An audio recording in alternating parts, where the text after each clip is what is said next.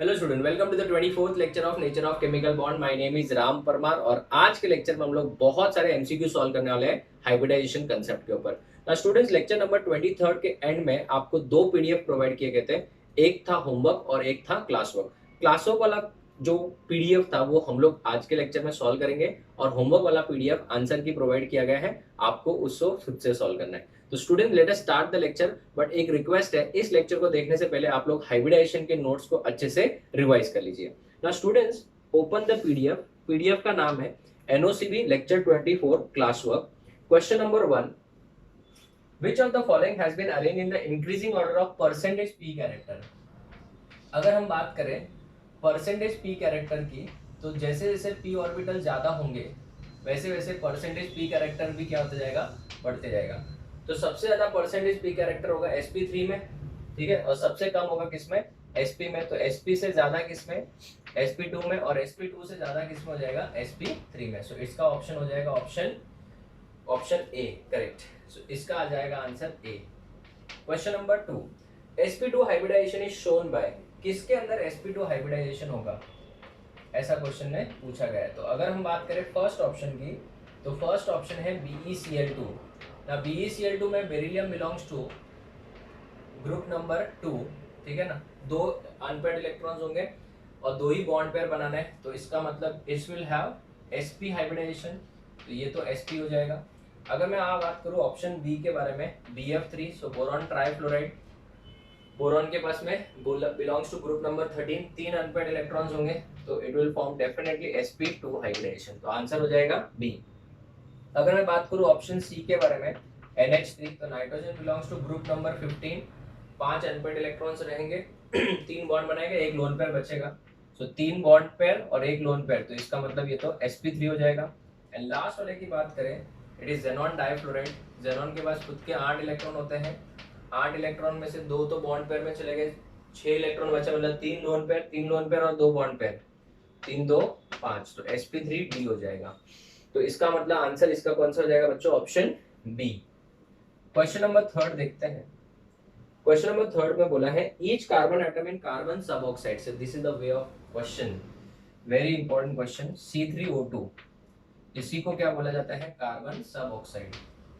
Carbon सब oxide ना, carbon सब ऑक्साइड की बात करें तो इसका जो स्ट्रक्चर होगा वो होगा OC double bond C double bond C double bond O। मैंने ये प्रीवियस लेक्चर में सिखाया था स्टूडेंट्स, सुपर स्पेशल केसेस में। ये वाला कार्बन ने दो पाई बॉन्ड बनाया sp, इसने भी दो पाई बॉन्ड बनाया, इसने भी दो पाई बॉन्ड बनाए, तो तीनों के तीनों कौन से हो जाएंगे, sp हाइब्रिडाइज, तो आंसर हो जाएगा option C.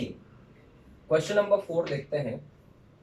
In the change from PCl3 to PCl5, अगर मुझे PCl3 से PCl5 में जाना है तो हाइब्रिडाइजेशन में क्या चेंज आएगा, डेफिनेटली PCl3 इज sp3 और PCl5 जो है वो sp3d है, तो it is a change from sp3 से sp3d, तो ऑप्शन कौन सा हो जाएगा, ऑप्शन सी। क्वेश्चन नंबर 5 देखते हैं। The type of hybridization, the hybridization of central atom in N3 minus, N3 minus में तो डेफिनेटली कौन सा होगा बच्चों, ये मैंने लिखवाया भी था लेक्चर में, it is sp। Central atom का तो sp होगा। यहाँ पे NOCl में सेंट्रल एटम तो नाइट्रोजन ही होगा, सेंट्रल एटम तो सबको पता है क्या हो जाएगा, नाइट्रोजन होगा। इसी के तरीके से इसका क्या है, स्ट्रक्चर है, तो ये हो जाएगा आपका sp2। उसके बाद में N2O में nitrogen is the central atom, ये हो जाएगा आपका sp हाइब्रिडाइजेशन। तो sp2 sp, ऐसा कौन सा ऑप्शन है, ऑप्शन ए। क्वेश्चन नंबर 6 देखते हैं। Question number 6, which of the following molecule is trigonal bipyramidal. Trigonal bipyramidal का मतलब क्या होता है, sp3d हाइब्रिडाइजेशन। इस हाइब्रिडाइजेशन को जो फॉलो करेगा उसका स्ट्रक्चर हो जाएगा ट्राइगोनल बाइपिरामिडल, तो ये हो जाएगा आपका ट्राइगोनल बाइपिरामिडल। अभी हमको ये चेक करना है कि किसका sp3d है। अगर हम बात करें फर्स्ट वाले की BF3 की, तो BF3 बेटा can not be sp3d because अभी जस्ट हमने फाइंड आउट किया था इट इज sp2, तो वो तो नहीं हो सकता। दूसरा अगर हम बात करें CH4 की, तो CH4 सबको पता है इट इज sp3, वो भी नहीं हो सकता। तीसरा अगर हम बात करें PCl5 की, तो PCl5 का जस्ट अभी हमने देखा था इट इज sp3d, तो आंसर हो जाएगा आपका सी। और लास्ट वाला अगर ऑप्शन बात करें SF6 की, तो सल्फर हेक्साफ्लोराइड है, सल्फर के पास में 6 इलेक्ट्रॉन्स होते हैं और 6 ही बॉन्ड पेयर बना दिए, तो इसका हो जाएगा sp3d2 हो जाएगा, स्क्वायर बाइपिरामिडल और ऑक्टाहेड्रल। तो इसका आंसर हो जाएगा option C, PCl5। Question number 7 देखते हैं। इन दी ऑक्टाहेड्रल स्ट्रक्चर, ऑक्टाहेड्रल स्ट्रक्चर मतलब d2sp3 या फिर sp3d, राइट। इसके अंदर जो d ऑर्बिटल्स होते हैं वो कौन से होते हैं? एक होता है d x² - y² और दूसरा होता है d z²। ये तो मैंने आपको लिखवाया ही था, तो इसका आंसर हो जाएगा ऑप्शन ए हो जाएगा, परफेक्ट। नेक्स्ट क्वेश्चन नंबर 8 देखते हैं। Question number 8 says in which of the following molecule the central atom does not have sp3 hybridization. किसके अंदर सेंट्रल एटम में sp3 हाइब्रिडाइजेशन नहीं है? तो अगर हम बात करें CH4 की तो वो तो sp3 है। अगर हम बात करें SF4 की तो बेटा SF4 थोड़ा सा ट्विस्टेड है। कैसे? सल्फर के पास खुद के कितने इलेक्ट्रॉन है? 6 हैं, 4 बॉन्ड पेयर बन गया, फिर भी एक लोन पेयर बच गया। तो एक लोन पेयर बच गया मतलब 4 और 1 5, मतलब sp3d हो जाएगा। तो इसका आंसर हो जाएगा option B.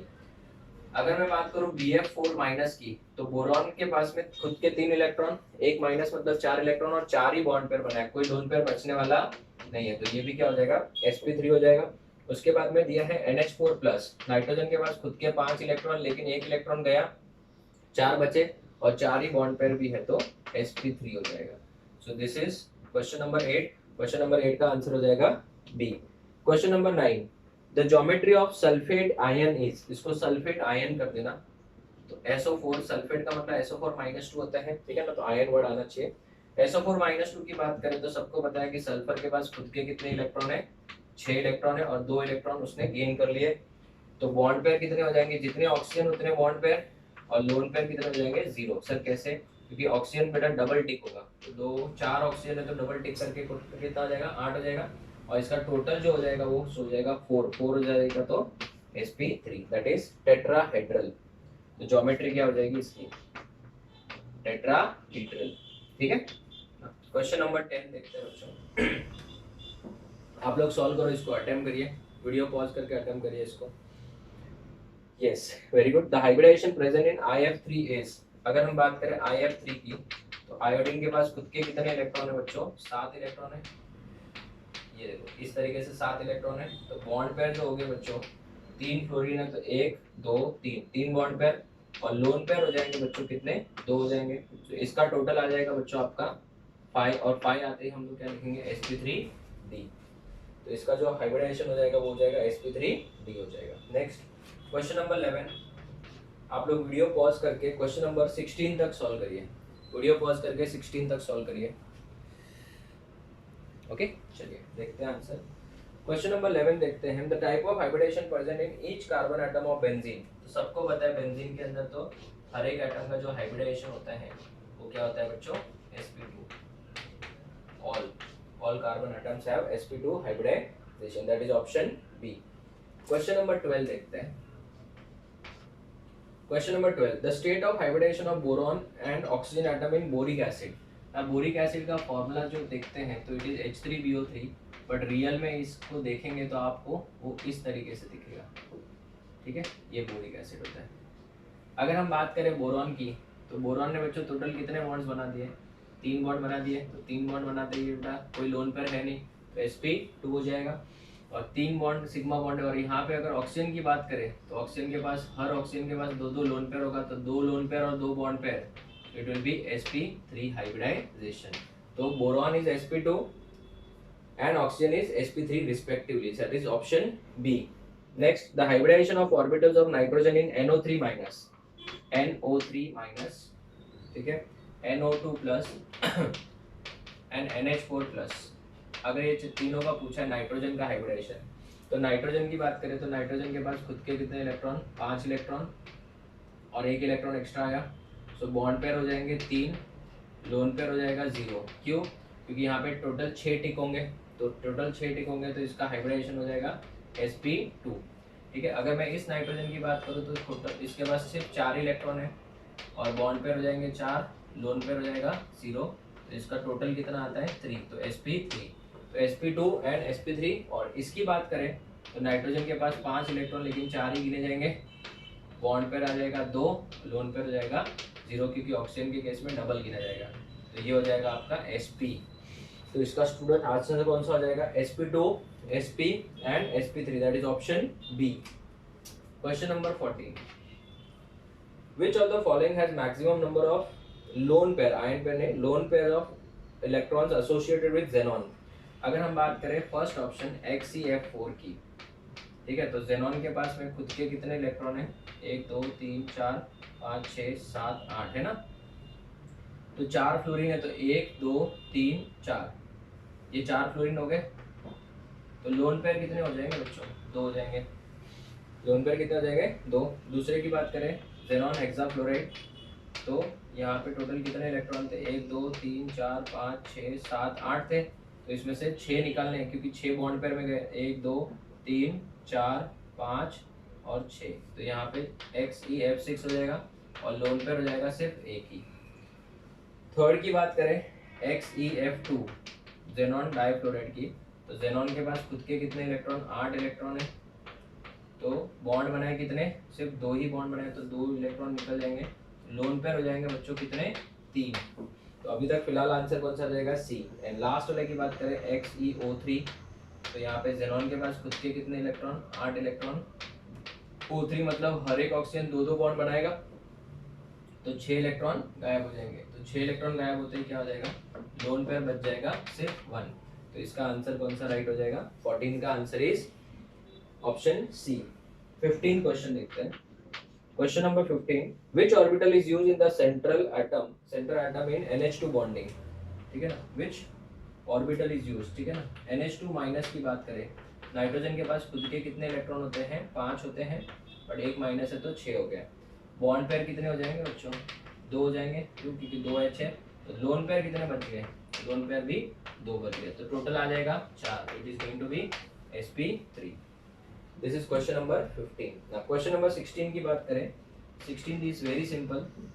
AgCN twice minus में the number of pi bonds is, ठीक है। तो सबको पता है साइनाइड मतलब C triple bond N, AgCN twice है मतलब 1 2 3, यहाँ पे भी AgCN, यहाँ पे भी ट्रिपल बॉन्ड होगा।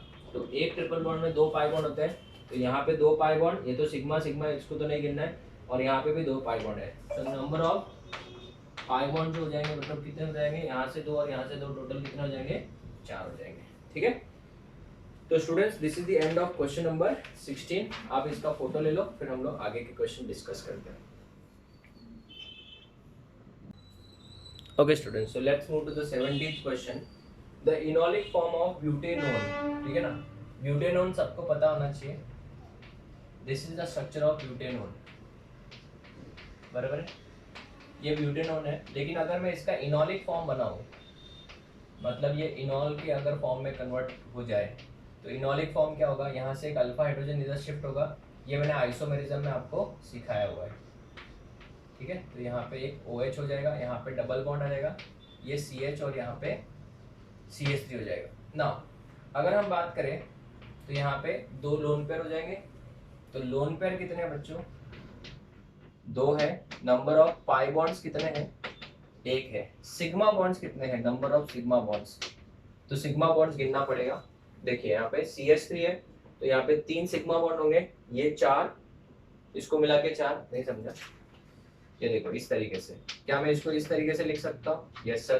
तो अभी गिनो 1 2 3 4, देखो यहाँ से 3 और यहाँ से एक 4 हो गया, इसको देखो 4, इसके साथ एक CH है मतलब एक और हो गया 5, इसमें से सिर्फ एक ही गिनेंगे सिग्मा, बिकॉज दूसरा वाला पाई है। तो यहाँ से 3, एक 4 5 6 7 8 9 9 और यहाँ से 3, तो टोटल हो जाएंगे बच्चों 12। सो 12 सिग्मा बॉन्ड्स, एक pi bond and 2 lone pair of electron, that is option A. This are very very important question. Next, the number of sigma bonds in one butene is, what is the number of sigma bonds in one butene? ब्यूट-1 का structure बनाना पड़ेगा सबसे पहले, इस तरीके से ब्यूट-1 का structure बनेगा, बराबर। अगर मुझे बताओ किसी ने पूछ लिया number of dash bond sigma bonds, तो कितने होंगे सिग्मा बॉन्ड? गिनते हैं, यहाँ से 2 गिने जाएंगे और यहाँ से एक ही, क्यों? क्योंकि एक तो पाई है। सो 2 3 और एक इसके साथ CH होगा, ऐसे 4 5 6 7 8 8 और 3 11, तो टोटल हो जाएगा इसका 11, ऑप्शन सी। क्वेश्चन नंबर 19 देखते हैं। The number of sp3s sigma bonds in benzene is sp2s। अगर हम बात करें बेंजीन के स्ट्रक्चर की बच्चों, तो हर कार्बन कौन सा हाइब्रिडाइज होता है सर, sp2, और ये वाला हाइड्रोजन क्या है, sp है। तो ये वाला जो बॉन्ड होगा वो किसकी वजह से बना, ध्यान से देखो, ये वाला जो बॉन्ड है उसमें ये कार्बन का हाइब्रिडाइजेशन क्या है सर, sp2, और हाइड्रोजन बेचारा, हाइड्रोजन का तो खाली s ही होता है ऑर्बिटल, तो sp2s हो गया। ऐसे ही यहाँ पे भी एक हाइड्रोजन होगा, यहाँ पे भी एक हाइड्रोजन होगा, यहाँ पे भी एक हाइड्रोजन होगा, ऐसे टोटल कितने हाइड्रोजन होंगे, 6। तो sp2s के बॉन्ड्स कितने हो जाएंगे बच्चों, 6 ऐसे बॉन्ड्स हो जाएंगे, that is option B. Next question number 20 में बच्चों थोड़ा सा करेक्शन है, प्रिंटिंग एरर है। The hybrid state of carbon है वो, कार्बन इन चारकोल, चारकोल बेटा अमोर्फस फॉर्म होता है, तो उसमें कोई पर्टिकुलर हाइब्रिडाइजेशन होता नहीं है, उसके ऑप्शंस भी कुछ अलग ही प्रिंट हुए हैं, ठीक है ना। तो टाइपिंग वाले मैडम ने कुछ गड़बड़ कर दिया है, ठीक है। बोलूंगा नहीं तो जॉब छोड़ के चले जाएंगे। तो स्टूडेंट्स अभी मैं आपको यहाँ पे करेक्शन करा देता हूँ। The hybrid state of carbon in charcoal is, आप ऑप्शन ए में sp कर दो, ऑप्शन बी में sp2 कर दो, ऑप्शन सी में sp3 कर दो, ऑप्शन डी में क्या करोगे, नो स्पेसिफिक हाइब्रिड स्टेट। तो चारकोल बेटा कौन से फॉर्म में होता है, एमोर्फस, तो इसके अंदर कोई पर्टिकुलर अरेंजमेंट नहीं होगा, और पर्टिकुलर अरेंजमेंट नहीं होगा तो पर्टिकुलर कोई शेप नहीं होगा, कोई ज्योमेट्री नहीं होगा, सो नो स्पेसिफिक क्या hybridization, no specific hybridization, that is option D. तो क्वेश्चन नंबर 20 में थोड़ा सा चेंज कर लेना बच्चों। 21, among the following molecules XeO3, XeOF4, XeF6, those having same number of lone pair of xenon electrons on xenon are। तो अगर हम बात करें XeO3 की, तो xenon के पास खुद के कितने इलेक्ट्रॉन थे, 8, उसमें से 6 इलेक्ट्रॉन चले गए, तो 6 इलेक्ट्रॉन गए, तो इसके पास लोन पेयर कितना बन जाएगा, 1। दूसरा ऑप्शन दिया है XeOF4, तो इसके पास जेनॉन में 8 इलेक्ट्रॉन थे, तो 8 इलेक्ट्रॉन में से 4 तो कौन लेके गया, फ्लोरीन लेके गया, 2 कौन लेके गया, ऑक्सीजन लेके गया, तो इसके ऊपर भी एक ही लोन पेयर बचेगा, so number of lone pair is equals to 1। Last वाले की बात करें जेनॉन हेक्साफ्लोराइड XeF6 की, तो जेनॉन के पास 8 थे, एक लोन पेयर बच गया, so number of lone pair left is equals to 1। So having the same number of lone pair on xenon are option 1, 2 and 3, मतलब तीनों के पास same number of lone pair ही है, 1 1 1 सबके पास सेम ही है ना, तो ऑप्शन कौन सा जाएगा, option D. 22, the hybridization scheme for the central atom includes d orbital contribution। किसके अंदर d orbital होगा ऐसा पूछा है, तो बच्चों ऑप्शन ए की बात करें I3 माइनस, ठीक है ना, तो I3 माइनस का वो दिन मैंने स्ट्रक्चर भी बताया था। आयोडीन के पास खुद के कितने इलेक्ट्रॉन थे, 7 इलेक्ट्रॉन थे, बट इसके पास एक और एक्स्ट्रा आ गया, 8 हो गया। हर एक आयोडीन एक एक बॉन्ड ही बनाएगा, तो बॉन्ड पेयर कितने हो जाएंगे, 2 हो जाएंगे, 2 बॉन्ड पेयर, और लोन पेयर कितने हो जाएंगे, 3, सो टोटल हो जाएगा 5। 5 होते ही बेटा अपन क्या लिखेंगे, sp3d। अगर आप बाकी का ट्राई करोगे किसी में भी sp3 या d नहीं आएगा। सेकेंड वाले का अगर हम बात करें PCl3 की, तो PCl3 अभी हमने थोड़े टाइम पहले पढ़ा था, it is sp3। C option की बात करें NO3 माइनस की, तो आप कैलकुलेट करोगे, हमने आज ही लेक्चर में भी किया था, sp2। और डी वाले की बात करें H2SE में, तो बेटा ये तो वाटर जैसा हो जाएगा, किसके जैसा हो जाएगा, वाटर जैसा, तो बेटा इसमें क्या होगा, हाइब्रिडाइजेशन, तो ये वाला होने वाला नहीं है। और हाँ, यहाँ पे इसको स्टार मार्क कर लो, आगे मैं आपको सिखाऊंगा, इसमें कोई हाइब्रिडाइजेशन ही नहीं होता है, ठीक है, according to dash rule, Drago's rule. अभी सब लोग बेटा सोचने लगा, अरे ये रूल तो हमको सिखाया नहीं, ये तो बताया नहीं सर आपने। तो स्टूडेंट्स जो नेक्स्ट थ्योरी पढ़ेंगे हम लोग, VSEPR theory, valence shell electron pair repulsion theory, उसमें ये रूल सिखाऊंगा। सो अभी टेंशन लेने की जरूरत नहीं है, अभी फिलहाल के लिए याद रखो कि इसमें कोई हाइब्रिडाइजेशन नहीं होता है, और ऐसे आपको कम से कम 8 से 9 एग्जाम्पल लिखवाऊंगा जिसमें हाइब्रिडाइजेशन नहीं होता है, ठीक है ना। तो मॉलिक्यूल को देख के लगता है होगा, बट वो सिलेक्टेड एग्जांपल्स ही है, वो मैं आपको समझाऊंगा, so don't worry about that. ये कौन सा रूल है, अभी टेंशन में आने की जरूरत नहीं, मुझे बुखार आ गया सर ऐसा कुछ करना मत, ठीक है, ये मैं आगे सिखाने वाला हूँ, डोंट वरी। नेक्स्ट, तो इसका आंसर कौन सा हो जाएगा, ऑप्शन ए हो जाएगा। 23rd, which of the following set of molecules contain same number of lone pairs of electron in the central atom, same number of lone pair of electrons in the central atom। अगर हम बात करें SO2 की, ClF3 की और BrF3 की, ठीक है ना, तो सबको बताओ, सल्फर के पास टोटल होते हैं 6 इलेक्ट्रॉन, उसमें से 4 गए क्योंकि 2 ऑक्सीजन है, तो एक लोन पेयर बच गया। क्लोरीन के पास होते हैं टोटल 7 इलेक्ट्रॉन, ठीक है, उसमें से 3 गए तो बचे कितने, 4। तो ये तो total same number of lone pair नहीं है, तो आगे चेक ही मत करो ना, उसको क्यों चेक कर रहे हो। तो ऑप्शन ए तो नहीं है, अपने को same number of lone pair on the central atom चाहिए। दूसरा अगर हम बात करें SF4 सल्फर के पास टोटल होते हैं 6 इलेक्ट्रॉन, 4 चले गए, एक लोन पेयर बच गया। NH3 की बात करें, नाइट्रोजन के पास सबको पता है नाइट्रोजन ने 3 बॉन्ड बनाए तो एक लोन पेयर तो होना ही है। O3 की बात करें तो मैंने वो दिन आपको स्ट्रक्चर बना के बताया था, O3 में इस तरीके का स्ट्रक्चर होता है। हमको सिर्फ सेंट्रल एटम देखना है बच्चों, सेंट्रल एटम के पास भी एक लोन पेयर, इसके पास भी एक लोन पेयर और इसके पास भी एक लोन पेयर, तो आंसर हो गया आपका बी।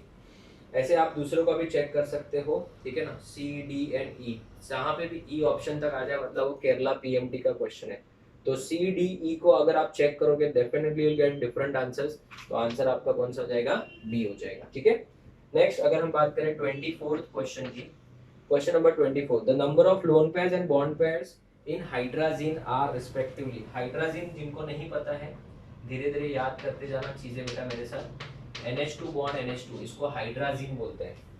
क्या बोलते हैं, हाइड्राजीन। ये सब अपने को आगे 12th स्टैंडर्ड में सब कंपाउंड यूज होने वाले हैं, तो मैंने जानबूझ के कुछ कुछ क्वेश्चन ऐसे डाले हैं जिसमें मुझे आपको और कुछ एक्स्ट्रा सिखाने मिलूं और आपको चीजें भी याद करवाते जाऊं मैं, ठीक है। तो अगर मैं बात करूं इसमें एक लोन पेयर यहाँ पे होगा, एक लोन पेयर होगा, सो नंबर ऑफ लोन पेयर कितना हो जाएगा, नंबर ऑफ पहले क्या पूछा है उसने, हाँ लोन पेयर पूछा है, सो नंबर ऑफ लोन पेयर हो जाएगा 2 and number of bond pair जो होगा बच्चों कितना हो जाएगा, यहाँ से 2 बॉन्ड, यहाँ से 2 बॉन्ड 4 और एक बीच में यहाँ पे total 5, 2,5 should be the answer, that is option C. Question number 25, the hybrid orbital formed from S and P orbital can contribute to। अगर हाइब्रिडाइजेशन बना रहा है तो सिग्मा बॉन्ड ओनली, तो हाइब्रिडाइजेशन से तो सिर्फ और सिर्फ कौन सा बॉन्ड बन सकता है, सिग्मा। पाई बॉन्ड कभी बन ही नहीं सकता हाइब्रिडाइजेशन से। Next question number 26, in OF2 oxygen has hybridization of. OF2 की बात करें बच्चों तो ऑक्सीजन के पास खुद के कितने इलेक्ट्रॉन है, 6 इलेक्ट्रॉन है। बॉन्ड पेयर जो हो जाएंगे बच्चों वो कितने हो जाएंगे, 2, और लोन पेयर हो जाएगा बच्चों ये 2 बॉन्ड पेयर 2 लोन पेयर, तो इसका हाइब्रिडाइजेशन हो जाएगा total sp3। 27th question, the compound 1,2 butadiene, ये देखो 1,2 ब्यूटाडाइन, तो अभी आया देखो IUPAC का पूरा यूज आ रहा है इसमें, ठीक है ना। 1,2 ब्यूटाडाइन हैज, ये वाला कार्बन कौन सा हाइब्रिडाइज्ड है, sp2, ये वाला sp2, ये वाला sp2 और ये वाला भी sp2, तो हर कार्बन कौन सा हाइब्रिडाइज्ड है, sp2 हाइब्रिडाइज्ड है, सो ओनली sp2 हाइब्रिड और carbon atoms, that is option B. Question number 28, the central atom assumes sp3 hybridization in, sp3 hybridization PCl3 में बेटा sp3 होता है, PCl3 में sp3 होता है। SO3 की बात करें, SO3 की, तो इसमें sp2 हो जाएगा क्योंकि 6 इलेक्ट्रॉन है सल्फर पे और 3 ऑक्सीजन है, तो बेटा 6 के 6 टिक हो जाएंगे sp2। BF3 की बात करें तो ये भी आपका sp2 हो जाएगा। NO3 माइनस की बात करें तो ये हो जाएगा आपका sp2, ऑप्शन हो जाएगा इसका A. Next question number 29, pentagonal bipyramidal मतलब sp3d3, sp3d3 पेंटागोनल बाइपिरामिडल में एंगल कौन से देखने को मिले थे, 72 डिग्री देखने को मिला था, 90 डिग्री देखने को मिला था और 180 डिग्री देखने को मिला था, that is option D correct. Next question number 30 जो है बच्चों वो डबल बार प्रिंट हो चुका है, 30 और 27 दोनों सेम है, देख लो आप 30 और 27 दोनों सेम है, इसका ऑप्शन हो जाएगा B. 31, question number 31, among the following p pi d pi overlap could be present in. p pi d pi होने के लिए बेटा वो एलिमेंट कौन से पीरियड का होना चाहिए, थर्ड या फिर हायर पीरियड का। अगर मैं बात करूं ऑप्शन ए की तो नाइट्रोजन भी सेकंड पीरियड का, ऑक्सीजन भी सेकंड पीरियड का, तो d pi तो हो ही नहीं सकता, पॉसिबल ही नहीं है, so this can not be the answer. अगर मैं बात करूं PO4 3- की तो yes it is the answer, because इसमें फास्फोरस जो है वो थर्ड पीरियड का एलिमेंट है, तो इसके अंदर d pi पॉसिबिलिटी है। CO3 2- बेटा वापस से नहीं होगा क्योंकि कार्बन और ऑक्सीजन दोनों के दोनों सेकेंड पीरियड के एलिमेंट है, और लास्ट में तो डेफिनेटली NO2- में भी नहीं हो सकता बिकॉज दोनों के दोनों सेकेंड पीरियड के ही एलिमेंट्स हैं, ठीक है। तो स्टूडेंट्स ये सब क्वेश्चंस आपको बहुत आसान लग रहे होंगे क्योंकि मैंने बहुत मेहनत से और आपने बहुत ही मेहनत से हर एक लेक्चर को अटेंड किया है और चीज़ों को समझा है, बिकॉज जब भी मैं क्वेश्चन जब भी मुझे बच्चे मैसेज करते हैं तो वो ही एक ही बोल रहे हैं कि सर हम लोग को बहुत अच्छे से समझ रहे हैं, आप बहुत अच्छे से वीडियो लेक्चर्स बना रहे हो और हमको एक एक चीज समझ में आ रही है। तो what I expect from you is आप इसी तरीके से लेक्चर्स अटेंड करिए और इसी तरीके से मैं आप लोगों के लिए मेहनत कर करके ऐसे क्वेश्चन सिलेक्ट करके लाऊंगा ताकि आपको कोई भी टॉपिक में कोई डाउट रहे नहीं। ठीक है, तो स्टूडेंट्स हार्डली अभी 3 क्वेश्चंस बाकी है, वो भी खत्म करते हैं। आप इसका फोटो ले लो।